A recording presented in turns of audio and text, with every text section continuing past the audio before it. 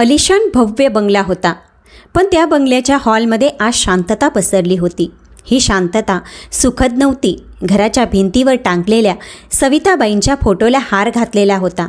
सविताबाई जाऊन आज 13 दिवस झाले होते. घरातील सुतक नुकतेच संपले होते, पण मनातील मळब अजून तसेच होते. दत्तूराव हे सविताबाईंचे पती खिडकीबाहेर शून्यात बघत बसले होते. 40 वर्षाचा संसार एका क्षणात संपला होता. त्यांच्या डोळ्यातले पाणी थांबत नव्हते, पण त्यांच्या मागे हॉलमध्ये जे काही चालले होते ते ऐकून त्यांच्या काळजाचे पाणी झाले होते. त्यांचा मोठा मुलगा सुधीर आणि त्याची पत्नी नीता, तसेच धाकटा मुलगा रोहित आणि त्याची पत्नी सीमा सोफ्यावर बसून काहीतरी कुजबुजत होते. बघा रे, आईची कपाटं आता उघडायला हवीत. त्यातले दागिने, त्या पाटल्या, तो वज्रटीक आणि नथ, हे सगळं आईने सांगून ठेवलं होतं की मोठ्या सुनेलाच द्यायचं. नीताने हळूच पण स्पष्ट आवाजात मुद्दा मांडला.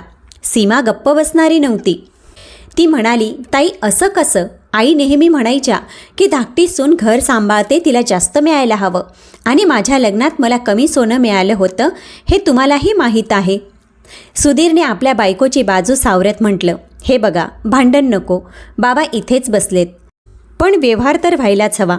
उद्या आम्ही शहरात निघून जाऊ, मग मागे काय राहील? बाबांना दागिन्यांचं काय करायचंय? ते तर आता वयस्कर झालेत. दत्तूरावांनी मान वळवून आपल्या मुलांकडे पाहिलं. त्यांच्या डोळ्यात राग नव्हता, तर एक अतीव दुःख होतं. ज्या मुलांसाठी सविताने पोटाला चिमटा काढून हे दागिने जोडले, ती मुलं तिच्या अस्थी विसर्जित होताच धातूच्या तुकड्यांसाठी एकमेकांच्या उरावर बसली होती. बाबा, रोहित जवळ येत म्हणाला, आईच्या कपाटाची चावी कुठं आहे? आम्हाला जरा ते दागिने बघायचे होते, म्हणजे वाटणीसाठी सोपं जाईल. दत्तूरावांनी एक दीर्घ श्वास घेतला. त्यांनी खिशातून चावी काढली, टेबलावर ठेवली. हे घ्या, तुम्हाला काय करायचं ते करा, पण लक्षात ठेवा, ते फक्त दागिने नाहीत, तुमच्या आईची माया आहे. एवढे बोलून ते आपल्या खोलीत निघून गेले. दोन्ही सुनांच्या डोळ्यात चमक आली. त्यांना वाटलं होतं की बाबा विरोध करतील, पण त्यांनी तर सहज चावी दिली. पण त्यांना कल्पनाही नव्हती की या चावीने ते केवळ कपाट उघडत नव्हते, तर त्यांच्या नशिबाचा एक नवीन अध्याय सुरू होणार होता. दत्तूरावांनी दिलेली चावी टेबलावर पडली होती, पण ती उचलण्यासाठी दोन्ही सुनांमध्ये जणू एक अदृश्य शर्यत सुरू झाली. शेवटी मोठ्या सुनेने, नीताने ती चावी उचलली. तिच्या चेहऱ्यावर एक विजयी हास्य होतं. चला आपण आईच्या खोलीत जाऊया, ती म्हणाली. सुधीर, रोहित, नीता आणि सीमा चौघेही सविताबाईंच्या खोलीत आले. ती खोली अजूनही सविताबाईंच्या अस्तित्वाची जाणीव करून देत होती. त्यांच्या साडीचा मंद सुवास तिथे दरवळत होता, पण त्या सुगंधापेक्षाही या चौघांना कपाटातील दागिन्यांची, लकाकीची जास्त ओढ होती. नीताने थरथरत्या हाताने कपाटाचे कुलूप उघडले.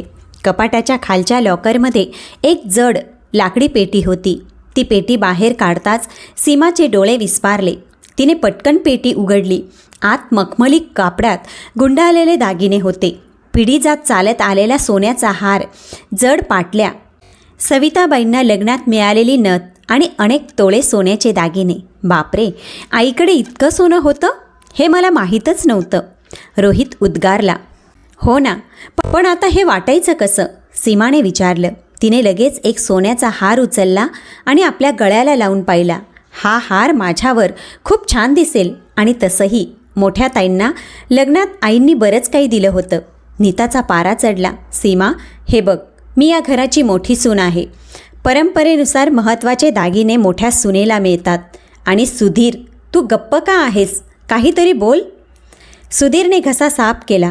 रोहित, नीता म्हणते ते अगदी बरोबर आहे. मी मोठा मुलगा आहे, घराची जबाबदारी माझ्यावर जास्त आहे, त्यामुळे दागिन्यांचा मोठा हिस्सा आम्हाला मिळायला हवा. तू तर अजून स्थिर होतोय, म्हणजे काय? मी धाकटा आहे म्हणून मला कमी मिळणार? रोहित चिडून म्हणाला. आई मला सगळ्यात जास्त मानायची. खरं तर हे सगळं माझ्यासाठीच असावं. खोलीत वादावादी सुरू झाली.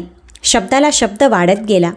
तुला तर दागिने सांभाळताही येणार नाहीत, तू नेहमीच हपापलेली असतेस, अशा शब्दात एकमेकांवर वार सुरू झाले.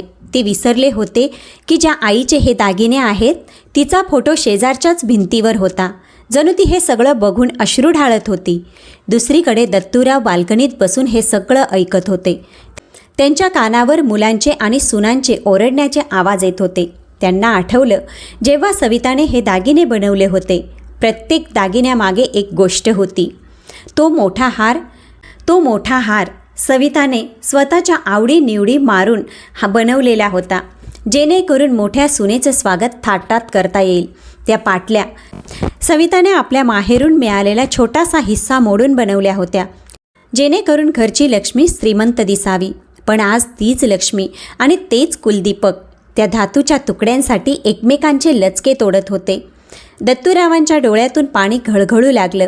त्यांना दागिन्यांचं दुःख नव्हतं, त्यांना दुःख होतं ते संस्काराच्या पराभवाचं. ते हळूच उठले आणि सविताच्या खोलीच्या दारात जाऊन उभे राहिले. तिथे युद्ध चालू होतं. नीताने एक हार ओढला होता, तर सीमाने दुसरी बाजू धरली होती. पुरे करा, दत्तूराव मोठ्या आवाजात ओरडले. त्यांच्या आवाजातील जरब पाहून चौघेही दचकले. बाबा, तुम्ही मध्ये पडू नका, सुधीर म्हणाला. आम्ही फक्त आमचा हक्क मागतोय. तुम्ही आता म्हातारे झालात, तुम्हाला या कटकटी कशाला? आम्ही ठरवतोय ते ठरवू द्या. दत्तूरावांना धक्का बसला. त्यांचा स्वतःचा मुलगा त्यांना बाहेरचा समजत होता. ज्या हातांनी सुधीरला चालायला शिकवलं, त्याच हातांना आज मुलाने बाजूला सारलं होतं. हक्क? दत्तूराव शांतपणे म्हणाले. या दागिन्यांवर हक्क सविताचा होता आणि आता ती नाहीये, तर हा सर्व मालकी हक्क माझा आहे. तुम्ही तिचे दागिने वाटताय, पण तिची आठवण कोणी वाटून घेणार आहे का? तिने तुमच्यासाठी केलेला त्याग कोणाला हवा आहे का? बाबा, इमोशनल करू नका. सीमा पटकन म्हणाली. सोन्याचे भाव किती वाढलेत माहीत आहे ना? हे आमचं भविष्य आहे. दत्तूरावांनी त्यांच्याकडे पाहिलं. त्यांच्या मनात काहीतरी शिजत होतं. त्यांनी पाहिले की आपली मुलं आता आपली राहिली नाहीत, ती पैशाची झाली आहेत. ठीक आहे, दत्तूराव म्हणाले. तुम्हाला वाटणी हवी आहे ना? उद्या सकाळी 10 वाजता आपण वकिलांकडे जाऊया. मी स्वतः या दागिन्यांचा आणि माझ्या मालमत्तेचा निकाल लावून टाकेन, पण तोपर्यंत ही पेटी माझ्याकडेच राहील. त्यांनी ती पेटी उचलली आणि आपल्या खोलीत नेली. मुलं आणि सुना एकमेकांकडे बघत राहिल्या. त्यांना वाटलं बाबा उद्या दागिन्यांचे 2 समान भाग करून देतील.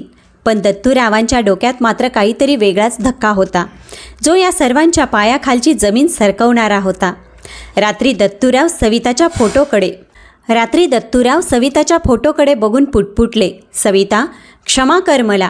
या मुलांना धडा शिकवण्यासाठी मला हे पाऊल उचलावंच लागेल. तू दिलेले संस्कार हे विसरले आहेत. आता त्यांना पैशाची भाषाच समजेल. रात्रभर कोणालाच नीट झोप लागली नाही. मुलांच्या आणि सुनांच्या डोळ्यांसमोर फक्त सोन्याची ती चमकणारी पेटीच दिसत होती. नीता आणि सुधीर आपल्या खोलीत बेताकत होते. वकिलांसमोर मोठा मुलगा म्हणून जास्तीचा हिस्सा कसा पदरात पाडून घ्यायचा, तर दुसरीकडे रोहित आणि सीमा विचार करत होते की आम्ही बाबांची सेवा जास्त करू, असं आमिष दाखवून दागिन्यांवर डल्ला कसा मारायचा. सकाळ झाली. दत्तूरावांनी पांढरा शुभ्र कुर्ता घातला होता. त्यांच्या चेहऱ्यावर आज एक विलक्षण शांतता होती. जणू वादळापूर्वीची ती स्तब्धता होती. त्यांनी ती दागिन्यांची पेटी एका पिशवीत भरली आणि शांतपणे गाडीत जाऊन बसले. वकील कुलकर्णींचे ऑफिस शहराच्या मध्यभागी होते. कुलकर्णी हे दत्तूरावांचे जुने मित्रच होते.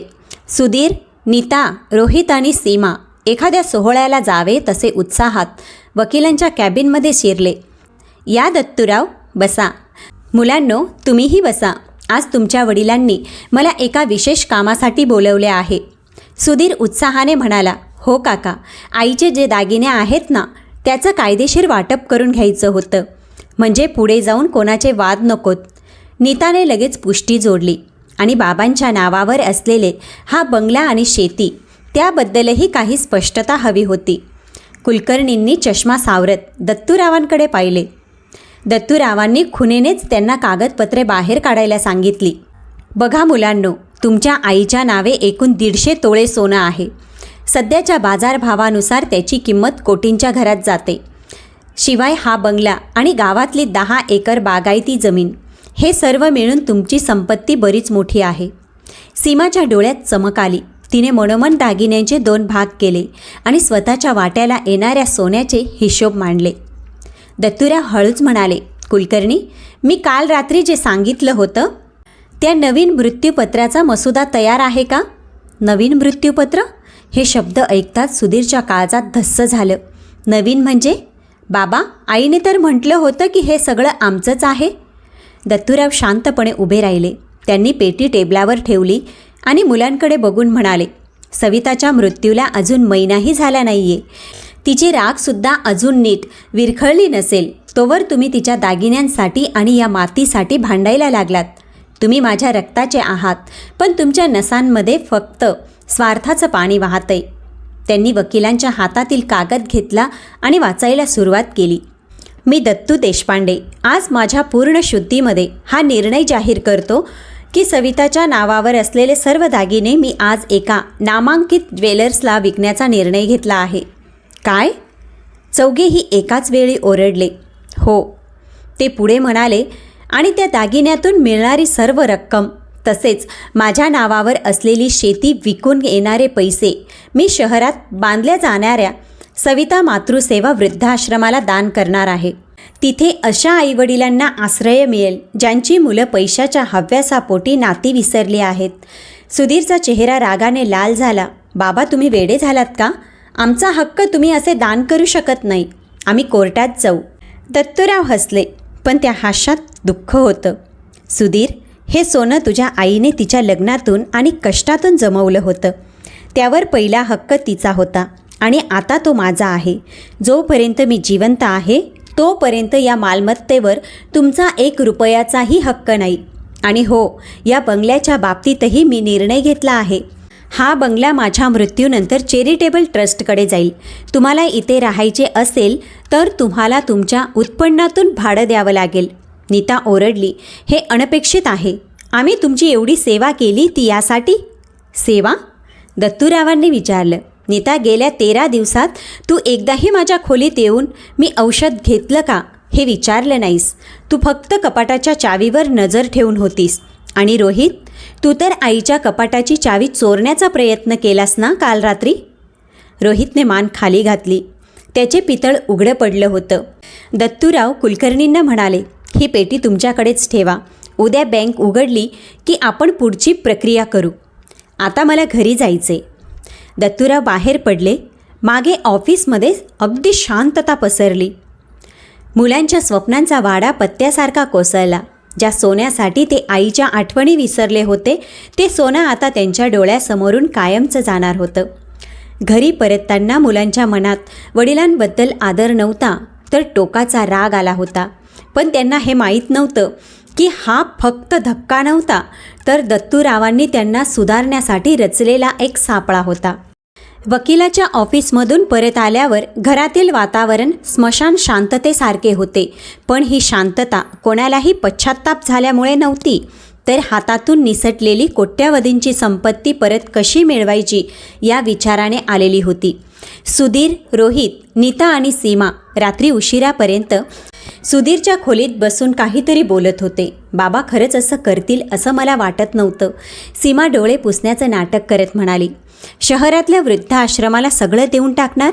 मग आपण काय रस्त्यावर यायचं? सुधीर रागाने फेऱ्या मारत होता. बाबांना वयानुसार वेड लागलंय. कोर्टात आपण त्यांना मेंटली अनस्टेबल सिद्ध करू शकतो का? जर ते सिद्ध झालं तर त्यांनी केलेलं कोणतंही दान बेकायदेशीर ठरेल. रोहितने मान हलवली. पण दादा, वकील कुलकर्णी बाबांचे मित्र आहेत. ते आपल्याला मदत करणार नाहीत. उलट बाबा अजून चिडतील. त्यापेक्षा आपण आपली स्ट्रॅटेजी बदलली तर? स्ट्रॅटेजी? नीताने विचारलं. हो रोहित, हो. रोहित पुढे म्हणाला, बाबांना आता काय हवंय? प्रेम आणि आदर ना. आपण त्यांना तेच दाखवू. पुढचे काही दिवस आपण त्यांची एवढी सेवा करू की त्यांना स्वतःलाच वाटेल की त्यांनी आपल्यावर अन्याय केला आहे. एकदा का त्यांनी तो दान करण्याचा कागद फाडून टाकला की मग आपण बघू. नीताला हा विचार पटला. बरोबर आहे. त्यांना आता भावनिक जाळ्यात ओढायला हवं. नीता आणि सीमा, उद्यापासून तुम्ही दोघी किचनचा ताबा घ्या. बाबांना जे हवं नको ते बघा. सुधीर, तू बाबांच्या पायाशी बसून त्यांची माफी माग. दुसऱ्या दिवशी सकाळी दत्तूराव जेव्हा बाहेर आले तेव्हा त्यांना घराचं चित्र बदललेलं दिसलं. डायनिंग टेबलवर त्यांच्या आवडीचा उपमा आणि वाफाळलेला चहा तयार होता. नीता आणि सीमा दोघीही साडी नेसून डोक्यावर पदर घेऊन उभ्या होत्या, जे त्या कधीच करत नव्हत्या. बाबा, या ना नाश्ता करायला. नीता अगदी गोड आवाजात म्हणाली. दत्तूरावांनी त्यांच्याकडे एक कटाक्ष टाकला. त्यांना मुलांच्या या बदललेल्या वागण्यामागचा हेतू स्पष्ट दिसत होता. 40 वर्ष समाज आणि माणसं वाचलेल्या माणसाला हा मायेचा मुखवटा ओळखायला वेळ लागला नाही. तरीही ते गप्प राहून खुर्चीवर बसले. सुधीर तिथे आला आणि त्याने थेट दत्तूरावांचे पाय धरले. बाबा, काल मी जे काही बोललो त्याबद्दल मला माफ करा. पैशाच्या नशेत मी काय बोललो ते माझं मलाच समजलं नाही. पण रात्री मला जाणीव झाली की तुम्ही आणि आई आमच्यासाठी किती करत होतात. आम्हाला ते दागिने नकोत बाबा, आम्हाला फक्त तुमचं प्रेम हवंय. रोहितनेही बाजूला बसून भाऊक होण्याचं नाटक केलं. हो बाबा, आम्ही खूप चुकलो. तुम्ही ते सोनं दान करा किंवा जाळून टाका, आम्हाला फरक पडत नाही. पण तुम्ही घरातून किंवा आमच्यापासून दूर जाऊ नका. दत्तूरावांच्या ओठांवर एक हलकं उपरोधिक हसू आलं. त्यांनी चहाचा घोट घेतला आणि म्हणाले, खूप छान. एका रात्रीत तुमचं हृदय परिवर्तन झालं तर. सविताचे संस्कार अखेर कामाला आले म्हणायचे. हो बाबा, खरंच. सीमा म्हणाली, आम्ही ठरवलंय की आता इथून पुढे तुमची कोणतीही तक्रार राहणार नाही. पुढचे 8 दिवस हा नाटकाचा प्रयोग जोरात सुरू होता. मुलांनी बाबांना मंदिरात नेलं, त्यांच्यासोबत बागेत फिरायला जाणं, त्यांचे पाय चपणं, सगळं काही अगदी मनापासून केल्यासारखं दाखवलं. पण दत्तूराव मात्र शांत होते. ते रोज संध्याकाळी वकिलांशी फोनवर बोलायचे. एके दिवशी सुधीरने हळूच विचारलं, बाबा, मग उद्या वकिलांकडे जाऊन तो दानाचा पेपर कॅन्सल करायचा का? म्हणजे कशाला उगाच फुकटची कटकट. दत्तूराव हसले. सुधीर, मी तो पेपर आधीच कॅन्सल केला आहे. हे ऐकताच चौघांच्याही चेहऱ्यावर आनंदाची लाट उसळली. त्यांच्यात एक गुप्त नजरानजर झाली. यस, प्लॅन यशस्वी झाला. पण दत्तूराव पुढे म्हणाले, मी तो पेपर कॅन्सल केला कारण मी एक नवीन निर्णय घेतला आहे. उद्या सकाळी तुम्ही सर्वांनी सविताच्या कपाटापाशी यायचं आहे. तिथेच शेवटचा निकाल लागेल. त्या रात्री मुलांच्या घरात जणू दिवाळी साजरी झाली होती. त्यांना वाटलं की बाबांनी आता हार मानली आहे आणि ते दागिने आपल्यात वाटून देतील. नीता आणि सीमाने तर कोणते दागिने कोणाचे याची मनातून वाटणीही करून टाकली होती. पण दत्तूरावांनी त्या रात्री कपाटातून काहीतरी बाहेर काढलं होतं, जे त्या दागिन्यांच्या पेटीपेक्षाही जास्त मौल्यवान होतं. सविताची एक जुनी डायरी आणि काही जुन्या पावत्या. त्यांनी आरशात स्वतःला पाहिलं आणि पुटपुटले, मुलांनो, उद्या तुम्हाला तो धक्का बसेल जो तुम्ही आयुष्यभर विसरणार नाही. तुम्ही सोन्याची परीक्षा केलीत, पण माणसांची परीक्षा करण्यात तुम्ही चुकलात. ती सकाळ खूप वेगळी होती. हवेत एक प्रकारचा गारवा, पण घरातील वातावरण मात्र उत्कंठेने तापलेलं होतं. सुधीर, रोहित, नीता आणि सीमा सकाळी 9 वाजल्यापासून सविताबाईच्या खोलीबाहेर फेऱ्या मारत होते. आज नशिबाचा निर्णय होणार होता. त्यांना खात्री होती की त्यांच्या खोट्या प्रेमाच्या नाटकानं बाबांचे मन जिंकले आहे आणि आता ते सोन्याचे दागिने त्यांच्या पदरात पडणार आहेत. दत्तूराव हळूवार पावले टाकत खोलीत आले. त्यांच्या हातात कपाटाच्या चाव्यांचा तो जुना गुच्छ होता. त्यांनी कोणाकडेही न पाहता कपाटाचे जड लाकडी दार उघडले. सुधीर, रोहित, इकडे या बाळांनो. बाबांनी साथ घातली. चौघेजण एखाद्या भुकेल्या कुत्र्यासारखे कपाटापाशी गोळा झाले. बाबांनी तीच लाकडी पेटी बाहेर काढली जी वकिलांच्या ऑफिसमध्ये नेली होती. पेटी टेबलावर ठेवली गेली. नीता आणि सीमाचे डोळे त्या पेटीच्या झाकणाकडे खेळले होते.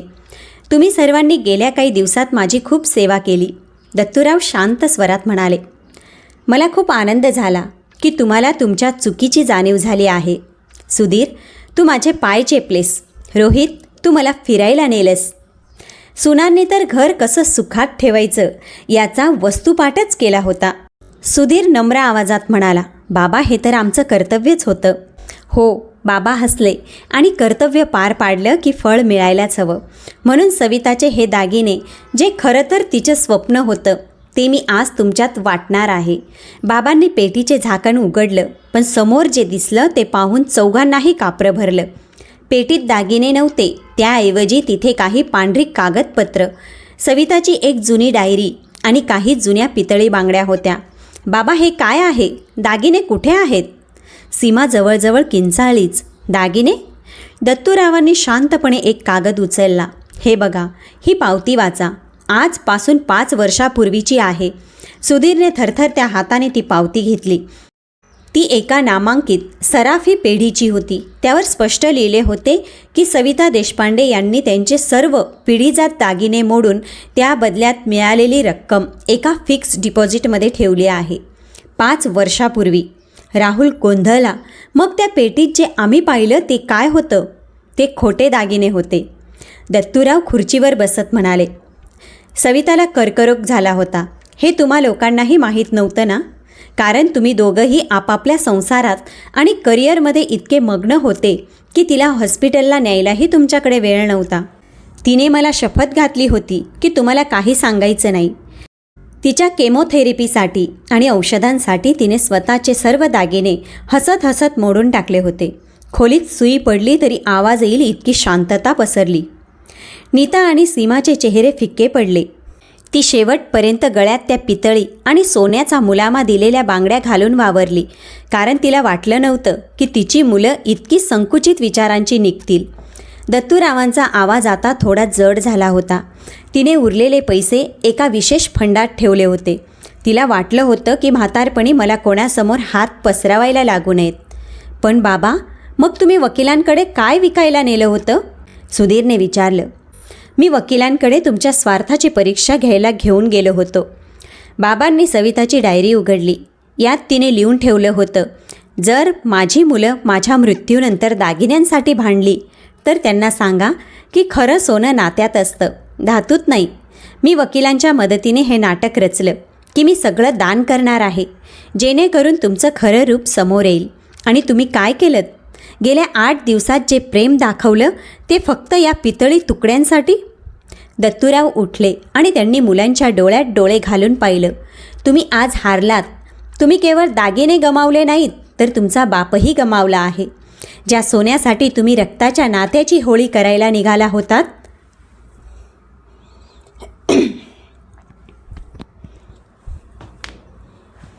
ते सोनं 5 वर्षापूर्वीच तुमच्या आईच्या श्वासांसाठी खर्च झालं होतं. नीताला आता रडू कोसळलं. पण ते पश्चातापाचं होतं की संपत्ती गेल्याचं दुःख, हे सांगणं कठीण होतं. आता शेवटचा निर्णय. दत्तूराव म्हणाले, या पेटीत आता फक्त तुमच्या आईची ही डायरी आणि तिच्या काही आठवणी आहेत. ज्याला सोनं हवं होतं त्यांनी या पितळी बांगड्या घेऊन जावं, आणि ज्याला आई हवी असेल त्याने ही डायरी वाचावी. मी उद्याच हा बंगला सोडून गावाकडच्या घरी राहायला जात आहे. तिथे तुमची आई माझ्या आठवणीत असेल आणि तिथे सोन्याचा हव्यास असणाऱ्यांना प्रवेश नसेल. दत्तूराव खोलीबाहेर पडले. मागे उरली होती ती फक्त रिकामी झालेली सोन्याची पेटी आणि आपली स्वतःची किंमत कळालेली 2 मुलं आणि त्यांच्या बायका. त्यांना दिलेला हा धक्का केवळ आर्थिक नव्हता, तर तो त्यांच्या अस्तित्वावर मारलेली एक चपराक होती. दत्तूरावांनी जेव्हा खोलीबाहेर पाऊल टाकले तेव्हा मागे जणू एक पडका वाडा उरला होता. सुधीर, रोहित, नीता आणि सीमा चौघेही जिवंत पुतळ्यासारखे त्या पेटीकडे पाहत उभे होते, ज्या सोन्याच्या मोहापायी त्यांनी गेल्या काही दिवसात नाटकांचे डोंगर रचले होते. ते सोनं केवळ पितळ निघालं, पण त्याहीपेक्षा मोठी गोष्ट म्हणजे त्यांच्या आईने स्वतःच्या मृत्यूशी झुंज देताना त्यांच्यासाठी केलेला त्याग त्यांच्यासमोर उघडा पडला होता. सुधीरने टेबलावरची आईची ती जुनी डायरी उचलली. त्याचे हात थरथरत होते. त्याने पहिलं पान उघडलं. त्यावर सविताबाईंच्या सुंदर अक्षरात लिहिलं होतं, आज सुधीरचा निकाल लागला. त्याला सुवर्ण पदक मिळालं. माझ्या सोन्याला सोनं मिळालं. मी देवाला प्रार्थना केली की माझ्या मुलाला कधीही कशाची कमतरता भासू देऊ नकोस. माझ्या अंगावर दागिने नसले तरी चालतील, पण माझ्या मुलांच्या आयुष्यात सुखाची लकाकी राहू दे. हे वाचताच सुधीरच्या काळजात जणू कोणी सुरी खुपसली. तो धाय मोकलून रडायला लागला. काय केलं आपण हे? ज्या आईने आपल्या यशालाच आपलं सोनं मानलं, आपण तिच्याच अस्तींवर सोन्याचा व्यापार करायला निघालो होतो. रोहितने ही डायरीतील पुढची पाने वाचली. त्यात आईने लिहून ठेवलं होतं की कॅन्सरच्या वेदना होत असतानाही तिने मुलांना का सांगितलं नाही. तिला वाटलं होतं की मुलं टेन्शनमध्ये येतील, त्यांचं काम बिघडेल. ती शेवटपर्यंत फक्त मुलांचाच विचार करत होती आणि मुलं मात्र तिच्या कपाटाच्या चाव्यांचा विचार करत होते. नीता आणि सीमा ज्या एकमेकींच्या जीवावर उठल्या होत्या, त्या आता एकमेकांकडे पाहूही शकत नव्हत्या. त्यांना स्वतःचीच लाज वाटत होती दुसऱ्या दिवशी सकाळी दत्तूरावांनी आपली छोटी बॅग भरली. त्यांनी घरातील सविताच्या फोटोला नमस्कार केला. सविता, मी निघालोय ग तुझ्या आठवणींच्या गावात, आपल्या जुन्या घरात. तिथे या सोन्याच्या पेटीची सावलीही नसेल. ते घराबाहेर पडणार तितक्यात सुधीर आणि रोहित धावत आले. त्यांनी वडिलांचे पाय धरले. यावेळी ते नाटक नव्हतं. त्यांच्या डोळ्यातील वाहणारं पाणी आणि आवाजातील कातरपणा त्यांच्या पश्चातापाची साक्ष देत होता. बाबा, आम्हाला सोडून जाऊ नका. आम्हाला माफ करा. आम्हाला ते सोनं नको, बंगला नको, काहीच नको. आम्हाला फक्त आमचे बाबा परत हवेत. सुधीर रडत रडत म्हणाला. रोहितने वडिलांची बॅग हातातून घेतली. बाबा, आम्ही खूप मोठे गुन्हेगार आहोत. आईच्या बलिदानाचा आम्ही अपमान केला. पण आता आम्हाला सुधारायची संधी द्या. आम्ही तुमच्यासोबत गावाकडे येऊ, पण तुम्हाला असं एकटं सोडणार नाही. दत्तूराव थांबले. त्यांनी मुलांकडे पाहिलं. त्यांच्या डोळ्यात अजूनही वेदना होती. पण मुलांच्या वेदना पाहून त्यांच्या बापाचं हृदय थोडं विरघळलं. ते शांतपणे म्हणाले, मुलांनो, सोनं हे अग्नीत तापल्याशिवाय शुद्ध होत नाही. तुम्हालाही त्या सत्याच्या अग्नीत तापावं लागलं, तेव्हा कुठे तुमची मनं शुद्ध झाली. पण लक्षात ठेवा, तुटलेलं मन आणि गमावलेला विश्वास पुन्हा मिळवणं सोन्यापेक्षाही महाग असतं. नीता आणि सीमा पुढे झाल्या. त्यांनी पदर पसरून सासऱ्यांची माफी मागितली. बाबा, आम्ही चुकलो. आम्हाला घरच्या लक्ष्मीची किंमत कळली नाही. आम्हाला एक संधी द्या. दत्तूरावांनी एक दीर्घ श्वास घेतला. ठीक आहे, मी गावाकडे जाणारच आहे, पण कायमचा नाही. मी तिथे आपल्या जुन्या वाड्याचा जीर्णोद्धार करणार आहे. तिथे मी एक छोटा दवाखाना सुरू करणार, जिथे सवितासारख्या गरजू रुग्णांवर मोफत उपचार होईल.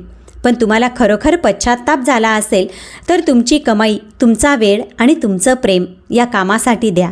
हेच तुमच्या आईला दिलेलं खरं सोनं असेल. काही महिन्यांनंतर गावाकडच्या त्या जुन्या वाड्याला आता नवा रंग आला होता.